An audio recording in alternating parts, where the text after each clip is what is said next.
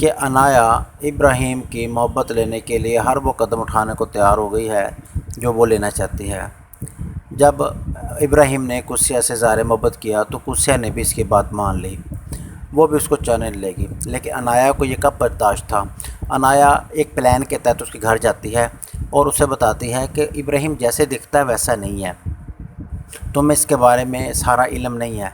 ابراہیم نے آپ سے پہلے ایک اور لڑکی سے بھی پیار کیا تھا اور بعد میں اس کو چھوڑ دیا۔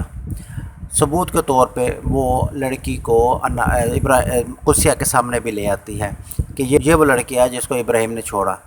ثبوت کے طور پہ وہ لڑکی کو جب قدسیہ سے ملاتی ہے تو وہ لڑکی بھی رو رو کے کہتی ہے کہ ابراہیم نے میرے ساتھ اچھا نہیں کیا، اس نے میرے ساتھ یہ کیا اور پھر اس کے بعد اس نے مجھ کو چھوڑ دیا۔